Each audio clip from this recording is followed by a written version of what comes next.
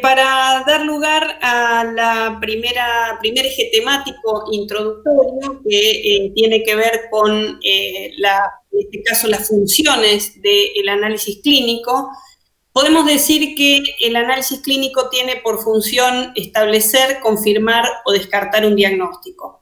Y esto es importante porque no todas las determinaciones de laboratorio siempre van a servir para confirmar una determinada patología o para diagnosticarla. Esto va a depender de ciertas características o atributos que tiene cada análisis clínico en particular. Y entonces, en algún caso, sí, a través de una determinación bioquímica, nosotros podremos ponerle el rótulo a una patología, como es el caso, por ejemplo, de la diabetes, en donde es una enfermedad crónica que la vamos a diagnosticar a través, por ejemplo, de una determinación bioquímica que es la determinación de glucemia. También podremos diagnosticarla a partir de otra determinación que se llama prueba de tolerancia oral a la glucosa, todos análisis clínicos que son los que van a definir a la patología como tal.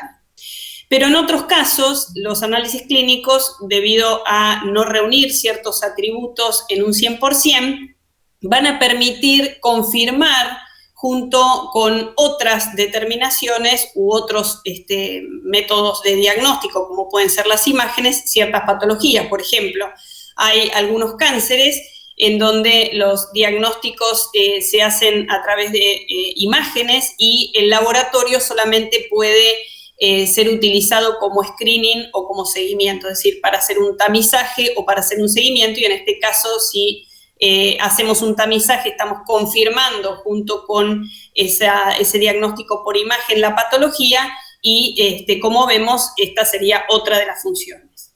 En otros casos, le podremos proporcionar al equipo de salud ideas para un determinado tratamiento, o bien en algunas oportunidades nos permitirá monitorear una terapia ya instalada, porque ustedes saben que el laboratorio también puede hacer dosaje de algún tipo de drogas en sangre o algún tipo de medicamentos, y entonces a través de estos análisis, por ejemplo, un médico tratante podrá hacer el ajuste de la dosis del fármaco correspondiente.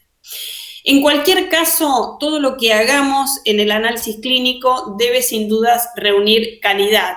Y la calidad, que es un eje temático que lo vamos a ver como tal en unas próximas clases, en definitiva, significa confiabilidad. Es decir, que cuando nosotros entregamos un resultado de laboratorio, ese resultado deberá reunir ciertos atributos, entre ellos la efectividad, la eficacia, la eficiencia, y además deberá de ser, desde el punto de vista analítico, exacto y preciso. Vemos acá que estoy diciendo mucho de algún tipo de atributos que son importantes definir, porque muchas veces los tomamos como si fuesen sinónimos y no lo son. Entonces, para tener claro cada uno de estos atributos, vamos a definirlos. Cuando hablamos de eficacia, decimos que es el grado en que se logra un objetivo específico en circunstancias ideales, es decir, nosotros vamos a hacer análisis clínicos con determinados objetivos. Y cuando hacemos esos análisis clínicos, en algún caso podremos estar frente a situaciones de idealidad, y entonces si logramos cumplir ese objetivo en esa situación de idealidad, en el campo de lo ideal, seremos eficaces. Mientras que la efectividad es una definición que involucra lograr el objetivo específico, pero en las circunstancias habituales, es decir, dentro del campo de la realidad. La diferencia entre eficacia y efectividad es justamente que la eficacia se desarrolla en el campo ideal, mientras que la efectividad se desarrolla en el campo real. Y cuando hablamos de eficiencia, decimos que es el grado con el que vamos a lograr el objetivo, es decir, el máximo beneficio posible con los recursos disponibles. Y cuando hablamos de recursos, recuerden que no solamente estamos involucrando al recurso económico, sino que estamos involucrando al personal, al tiempo que requerimos para lograr ese objetivo. Es decir, si logramos el máximo beneficio con el mínimo insumo, estamos siendo eficientes. Como ven acá en esta diapositiva, Las 3 palabras empiezan con E, pero claramente son definiciones diferentes y claramente todas tienen que estar presentes, estos atributos todos juntos tienen que estar presentes en un resultado bioquímico para que éste sea confiable y para que éste reúna calidad. Para que nosotros logremos los objetivos que perseguimos con un análisis clínico, sin dudas es muy importante la organización dentro del laboratorio y dentro del sistema de salud. Nosotros vamos a formar parte de un sistema de salud donde van a confluir una serie de áreas que pueden ser tanto médicas, científicas como técnicas. Vamos a disponer de distintos tipos de recursos, es decir, va a haber distintos tipos de equipamiento, insumos, personal. Vamos a utilizar tiempo para poder llegar a los resultados que pretendemos. Y entonces, para poder lograr esta calidad de la que hablamos, es muy importante organizarnos, es muy importante que haya una cabeza o una dirección que marque el camino a seguir.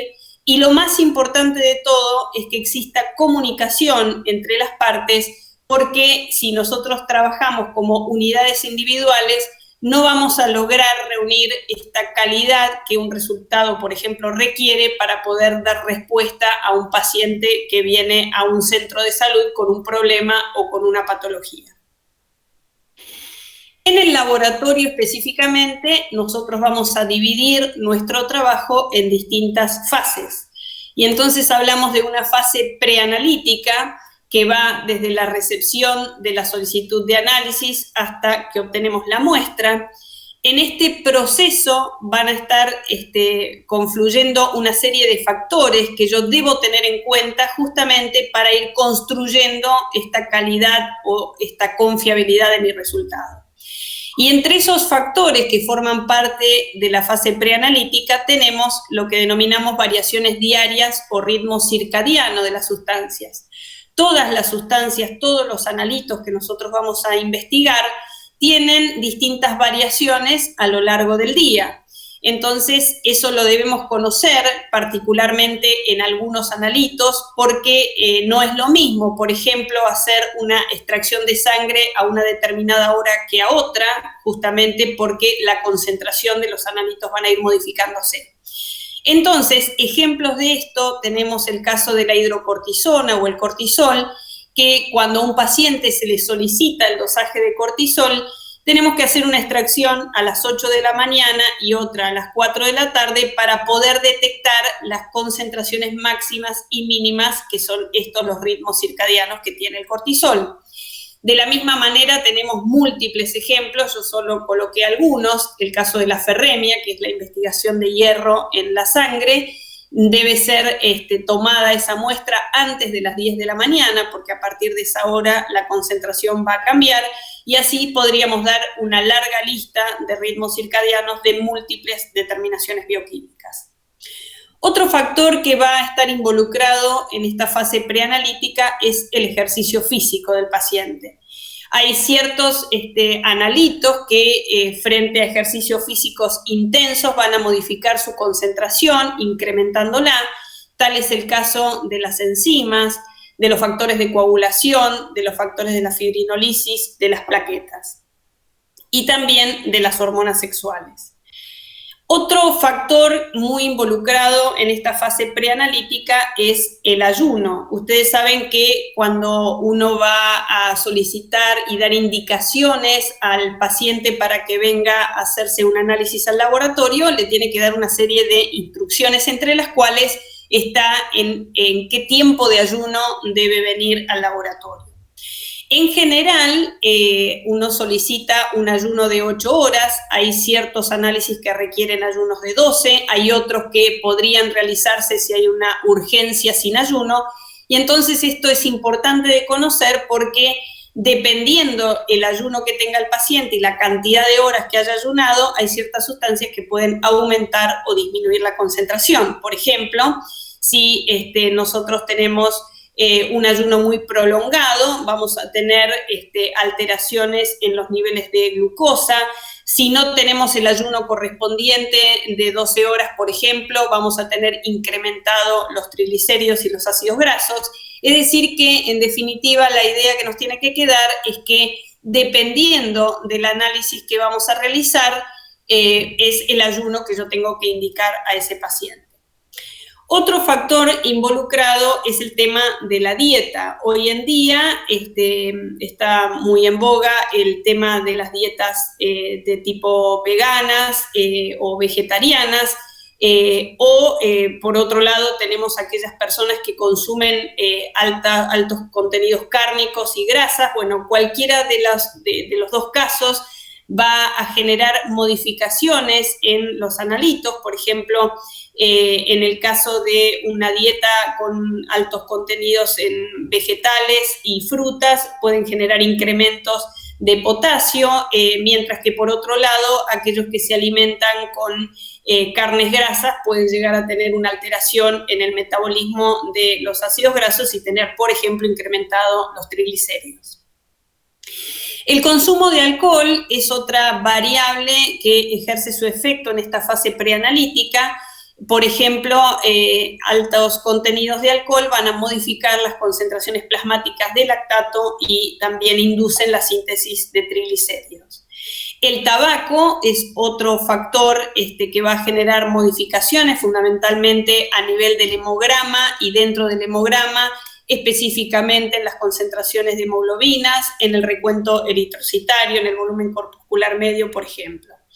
Y la ingestión de drogas también puede provocar modificaciones en los analitos, de la misma manera que la postura del paciente. Por eso es que cuando uno realiza una extracción de sangre para poder llevar a cabo las determinaciones bioquímicas posteriores, se hace en una determinada posición que es sentado, porque esta postura puede generar, si esta posición no es sentada, modificaciones por el pasaje de sustancias de un espacio a otro, y esto fundamentalmente se puede observar en mayor medida en el caso de la albúmina, de proteínas totales, de enzimas, de calcio y de bilirrubina.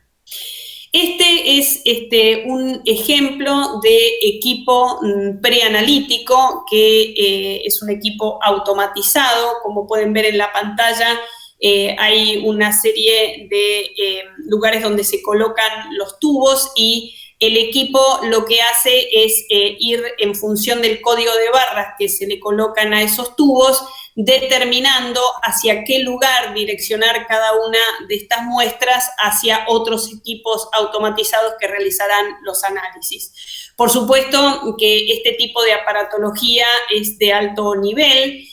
No hay muchos lugares que cuenten con este equipamiento. En la ciudad de Comodoro Rivadavia no tenemos este tipo de equipos, y en la ciudad de Buenos Aires está presente en algunos centros muy importantes de derivación que manejan grandes volúmenes de muestra. En el caso particular de esta fotografía, es una foto tomada hace muy poco tiempo en el laboratorio del Hospital de La Plana, de Castellón de La Plana, que fue, en mi caso personal, la primera vez que tuve acceso a ver un equipo de esta naturaleza. Esta etapa preanalítica, que dijimos que va desde que llega el pedido de análisis hasta que obtenemos esta muestra, comprende la recolección de la muestra, su transporte y su conservación.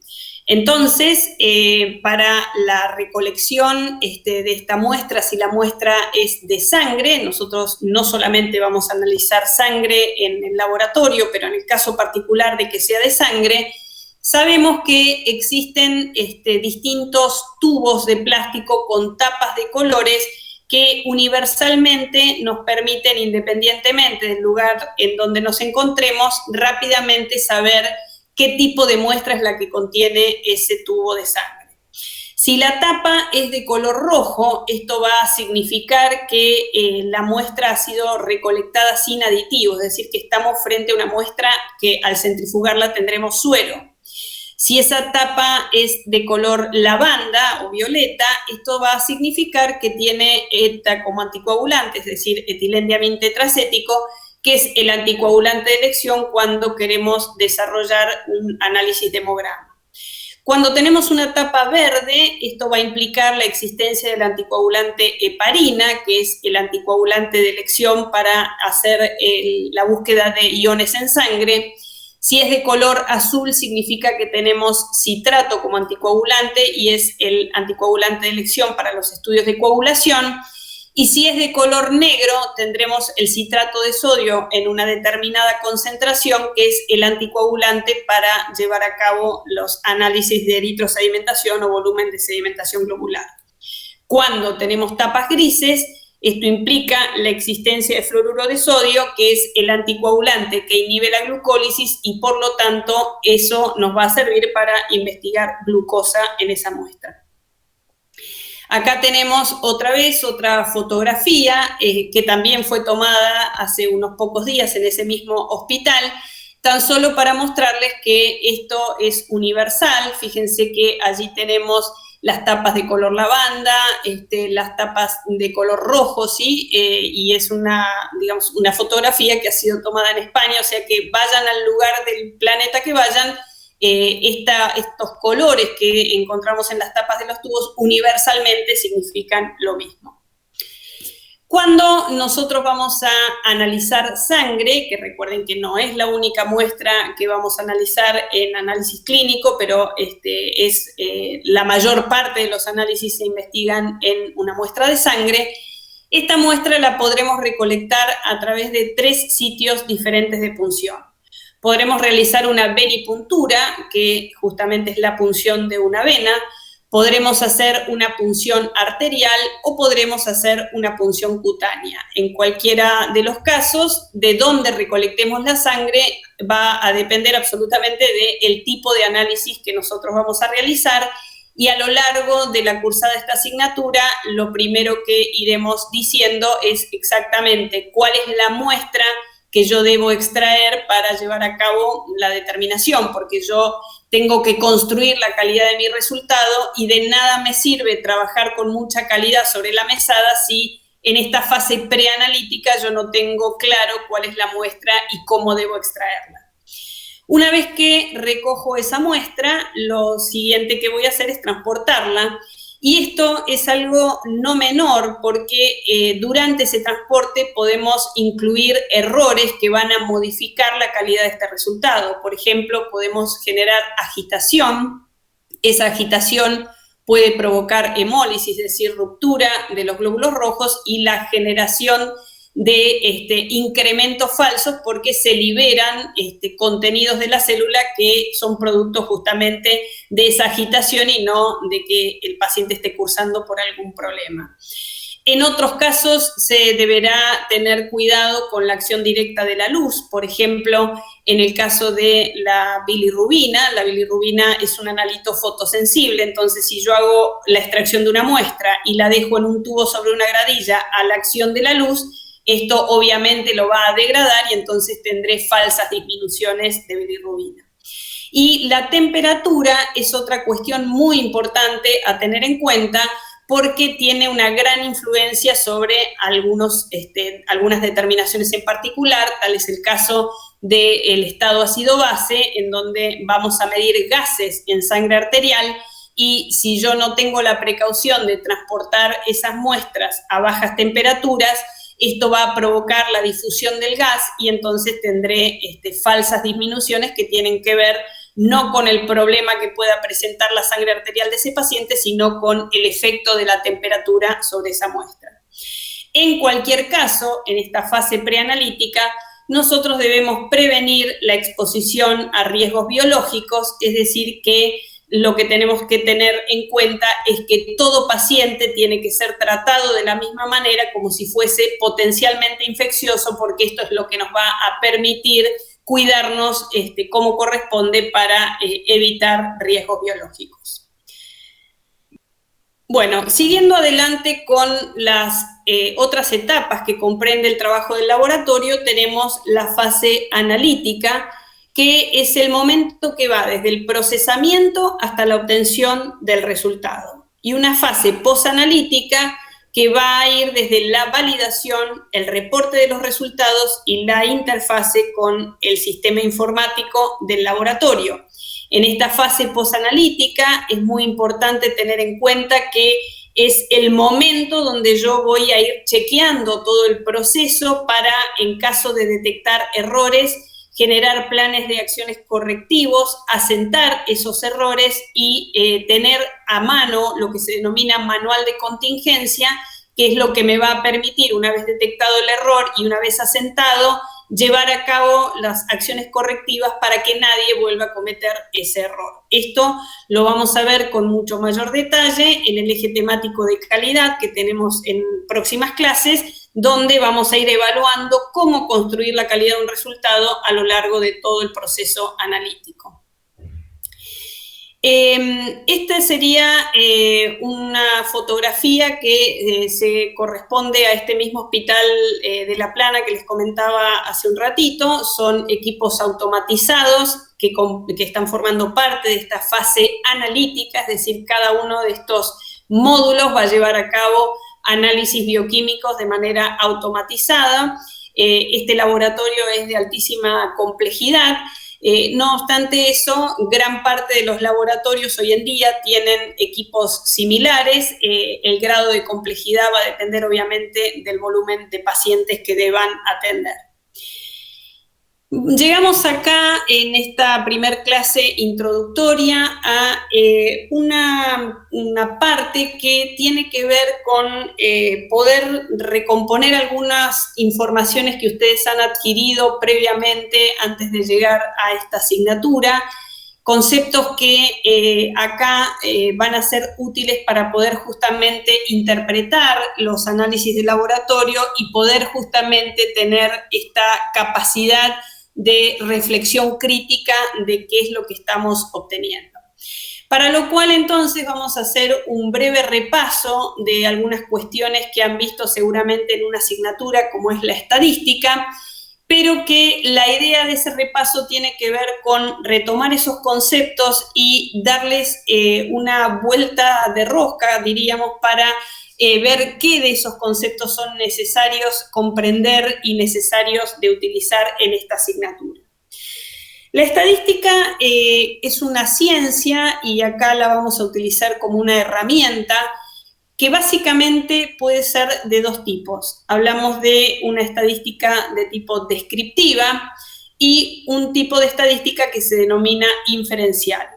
Cuando hablamos de describir, quiere decir que lo que vamos a tratar de hacer es decir lo que la cosa es, ¿sí?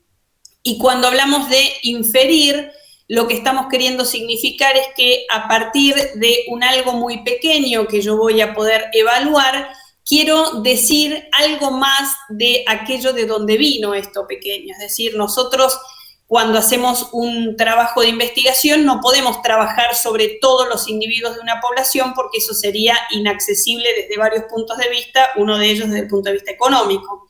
Entonces, lo que hacemos siempre es trabajar sobre un pequeño grupo de personas, que sería nuestra muestra, que obviamente tiene que reunir ciertas cualidades, tanto criterios de inclusión, de exclusión, de selección, de manera que todo lo que yo haga sobre esa pequeña proporción de individuos me esté diciendo algo de esa población de la que proviene. Y entonces ese algo es lo que nosotros denominamos inferencia.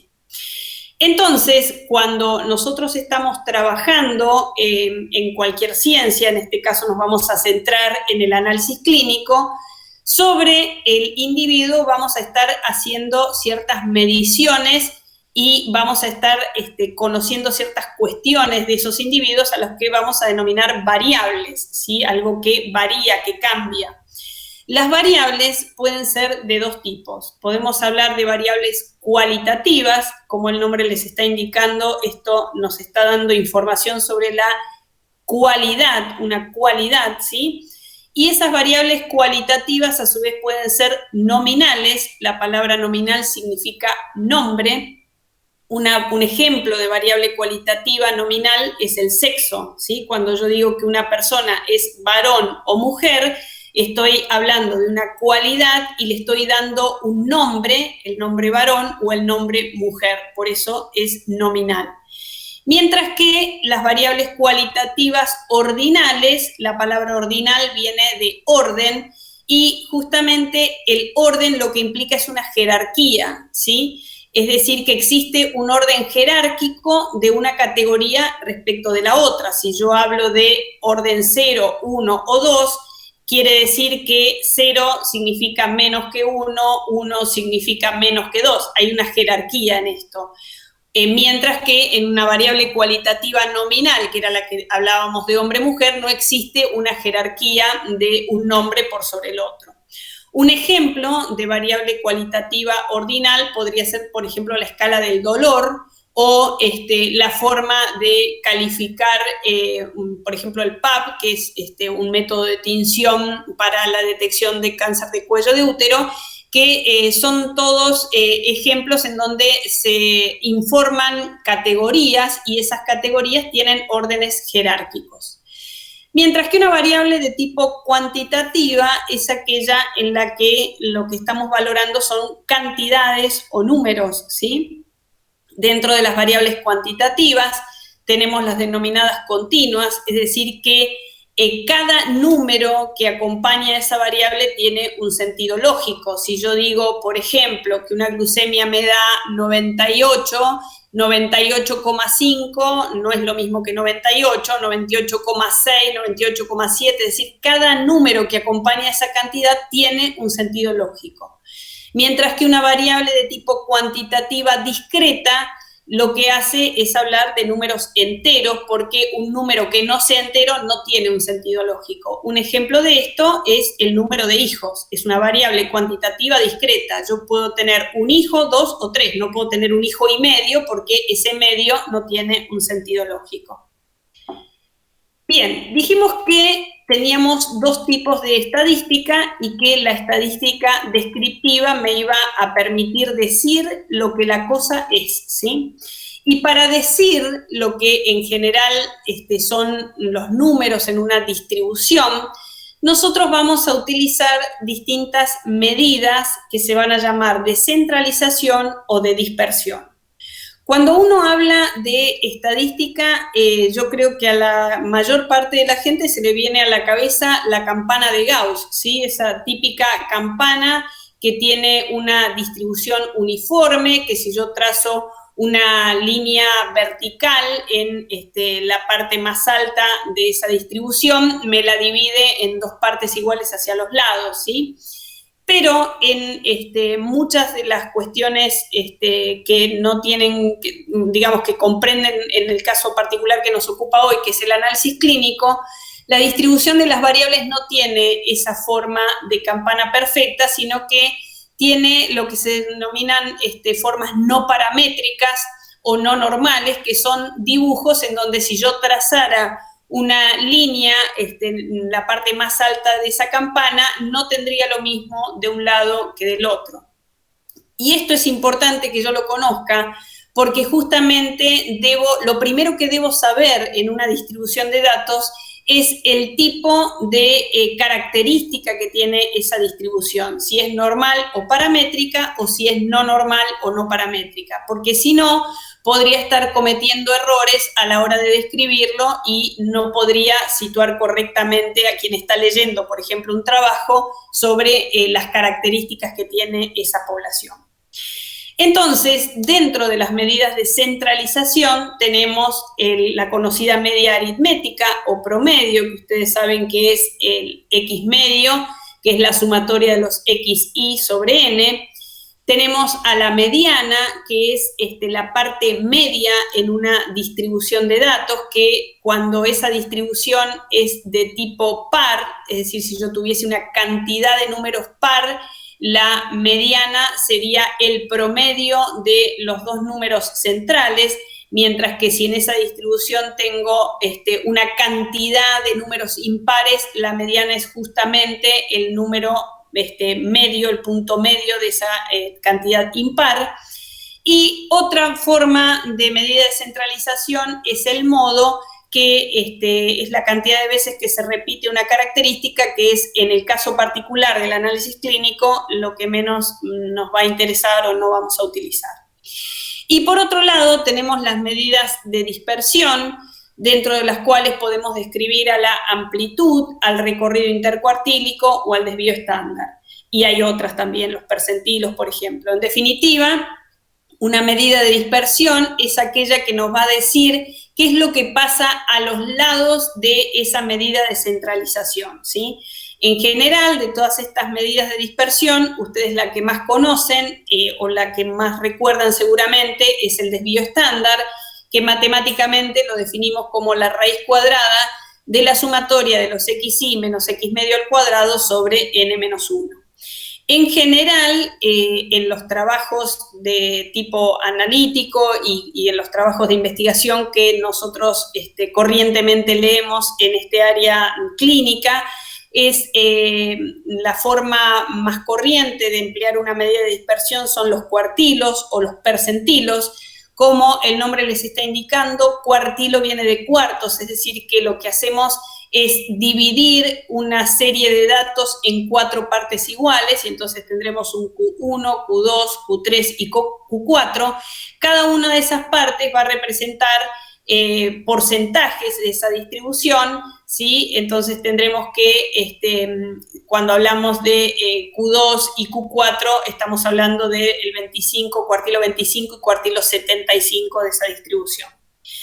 Y otra cuestión importante que me interesa resaltar en este caso de las medidas de dispersión es el concepto de percentilo. Percentilar significa justamente dividir una distribución de datos en 100 partes iguales, esto es percentilo. Y entonces esto lo quiero rescatar aquí porque en el análisis clínico corrientemente ustedes van a hablar de valores de referencia, ¿sí? Que no me gusta que utilicen la palabra normal, sería lo que la gente comprendería como valor normal de una variable, solo que en análisis clínico nosotros no hablamos de normalidad porque los valores van a ir cambiando conforme se vaya conociendo ciertas características de cada analito o de cada proceso, entonces la normalidad de hoy puede ser algo diferente a la normalidad de mañana. Entonces, para evitar la palabra normal, nosotros en análisis clínicos vamos a hablar de referencia. Y un valor de referencia, justamente, lo vamos a obtener de un correcto diseño de un trabajo, y entonces en una serie de datos que tengamos, en una distribución de datos, percentilando esos datos y tomando el percentilo 5 y el percentilo 95, que va a ser un rango de valores, es lo que habitualmente conocemos con el nombre de valores de referencia. La otra cuestión estadística que quiero retomar hoy es esto que significa curvas ROC o curvas operador-receptor, porque a lo largo del análisis clínico ustedes van a ver que muchas veces nosotros vamos a hablar de valores de referencia, pero en otros casos vamos a hablar de puntos de corte. Y entonces es importante que ustedes sepan de dónde surge la obtención de un punto de corte. Y justamente los puntos de corte surgen a partir de las curvas denominadas ROC o curvas operador-receptor, que se completan a partir de tablas tetracónicas como las que les muestro en la pantalla y que nos van a permitir determinar dos conceptos sumamente importantes que son los de sensibilidad y especificidad epidemiológicas. Si yo pudiera interactuar con ustedes hoy, seguramente si les pregunto qué concepto traen de sensibilidad y especificidad, me darían una definición de tipo analítica, porque a lo largo de la carrera, hasta llegar a este punto, ustedes tienen una serie de químicas analíticas en donde se habla de sensibilidad y especificidad, pero se define a la sensibilidad, por ejemplo, como la menor capacidad de detectar un analito en una muestra, mientras que la especificidad analítica la definen como la capacidad de determinar ese analito y no otro. Esos dos conceptos, que son conceptos correctos de sensibilidad y especificidad, son conceptos analíticos. Y hoy nosotros vamos a agregar conceptos epidemiológicos, porque en un resultado de análisis clínico tienen que estar todos esos atributos presentes. Y entonces vamos a definir a la sensibilidad epidemiológica como la capacidad de diagnosticar enfermos, mientras que la especificidad es la capacidad de separar a los sanos. Esta definición epidemiológica surge, como les decía, a partir de las curvas ROC o curvas operador-receptor, que se completan a partir de tablas como las que observan aquí en la pantalla, que es una tabla que se denomina tetracórica porque tiene una doble entrada. Si ustedes la miran, tiene 2 columnas y 2 filas, y van a ver que en la fila superior, donde dice enfermedad, lo que sucede es que toda enfermedad en un individuo siempre va a tener una técnica diagnóstica que va a reunir las mejores condiciones, ya sean de especificidad, de sensibilidad, tanto epidemiológica como analítica, más otros atributos importantes, y entonces esto es lo que lo constituye en gol estándar. Y entonces, cuando nosotros a través del uso de ese gol estándar podemos decirle a alguien que está sano o que está enfermo, nos estamos localizando en las primeras columnas donde dice enfermedad sí y enfermedad no. Pero nosotros podremos tener a la mano otras pruebas que no son gol estándar y que podemos comparar con ese gol estándar, que es lo que en esta tabla tetracórica figura como prueba positiva o prueba negativa.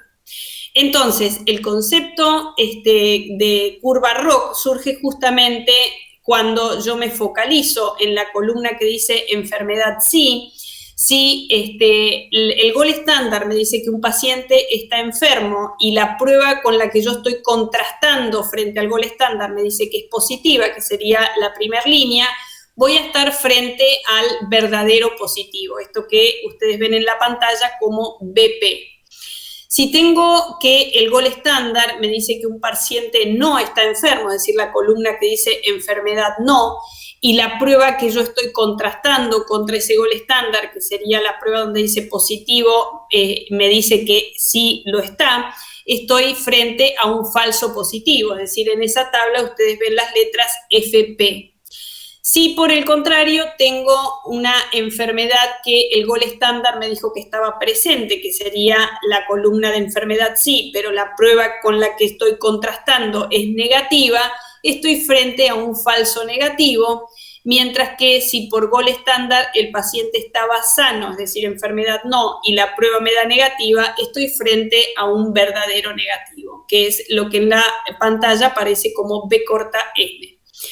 Es decir, que si yo digo que la sensibilidad es la capacidad de diagnosticar enfermedad, lo que debo hacer con esta tabla tetracórica es leerla de manera vertical, es decir, la flechita negra, en donde nos vamos a colocar en la columna de enfermedad sí, y vamos a decir que la sensibilidad como capacidad de diagnosticar enfermedad es el cociente entre los verdaderos positivos dividido todo lo que esa columna contiene, que son los verdaderos positivos más los falsos negativos. Y si por otro lado decimos que la especificidad es la capacidad de separar a los sanos, yo me voy a parar verticalmente en la enfermedad no, que serían los pacientes sanos, y voy a decir que la especificidad resulta del cociente entre los verdaderos negativos dividido la sumatoria de falsos positivos dividido verdaderos negativos. Esta tabla tetracórica también nos va a permitir otros dos conceptos que son los de valor predictivo positivo y valor predictivo negativo. Definimos al valor predictivo positivo como estando la enfermedad presente en un individuo, la capacidad que tiene una prueba de darnos positiva. Entonces lo que tendremos que hacer aquí es leer esta tabla tetracórica en sentido horizontal. Es decir, que el valor predictivo positivo va a ser el valor que me dio positivo, el BP, sobre todo lo que la prueba me había dicho que era positivo, que es la sumatoria de BP más FP. Mientras que un valor predictivo negativo se define como, estando el paciente sano, la capacidad de que una prueba me dé negativa. Entonces ahora me voy a centrar en la fila de la prueba negativa y vamos a decir que un valor predictivo negativo es igual a el verdadero negativo sobre todo lo que en esa fila me dio negativo, que es la suma de falsos negativos más verdaderos negativos. A partir de estas tablas tetracóricas también podemos extraer un concepto que se denomina razón de verosimilitud, o en inglés likelihood ratio, que es un cociente de probabilidades o un cociente de posibilidades, que sería la posibilidad de que nos dé un resultado positivo en un paciente. Entonces, lo que vamos a hacer es un cociente entre enfermos divididos sanos, y entonces podremos tener un likelihood ratio positivo y un likelihood ratio negativo. Es decir, que el likelihood ratio positivo matemáticamente lo vamos a sacar como el cociente entre la sensibilidad dividido la tasa de falsos positivos. Lo que está significando esa razón de probabilidades es que con ese cociente es más frecuente que el paciente esté enfermo, es decir, que la probabilidad de esa prueba es más frecuente en pacientes enfermos, y la tasa de falsos positivos significa la diferencia entre uno menos la especificidad, y también tendremos la posibilidad de hacer un likelihood ratio negativo como la tasa de falsos negativos dividido la especificidad. Como ven, son todos conceptos que se van a extraer de la misma tabla tetracórica. Una curva ROC o operador receptor tiene este formato que ven ustedes acá en la pantalla. Nos van a servir para determinar la exactitud diagnóstica de un test, y como les dije, nos va a servir para determinar un punto de corte.